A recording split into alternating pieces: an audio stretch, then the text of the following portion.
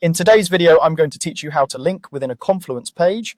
We'll walk through 3 practical ways to create links that jump to different parts of the same page so your readers can scan and navigate faster. Start by logging into your Confluence account, then open the space and the specific page you want to work on. It helps to have your headings in place before you begin, since 2 of these methods rely on them.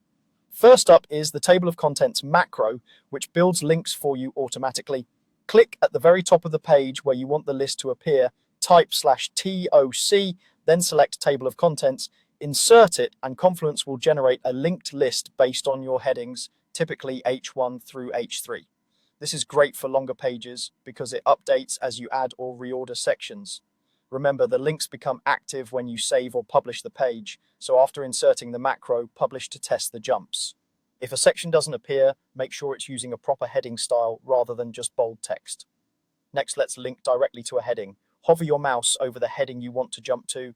A small chain link icon will appear to the left of the heading. Click it, and Confluence copies the URL for that exact section. Now go to the text that should become the link, highlight it, and press Ctrl+K on Windows or Command+K on a Mac. Paste the URL you copied into the link field and confirm. This is ideal when you want a specific phrase to point to a particular section without using a full table of contents. Finally, let's link to a precise spot using anchors. Go to the exact destination, for example, next to a chart or a keynote.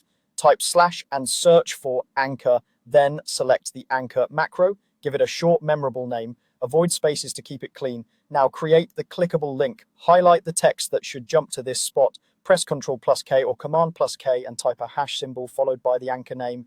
Press enter to save the link. When you publish, clicking that text will jump straight to the anchor you placed. That's it. Use the table of contents for a quick overview, direct heading links for targeted navigation, and anchors for pinpoint control. Publish your changes and test the links to ensure everything jumps as expected. Thanks for watching.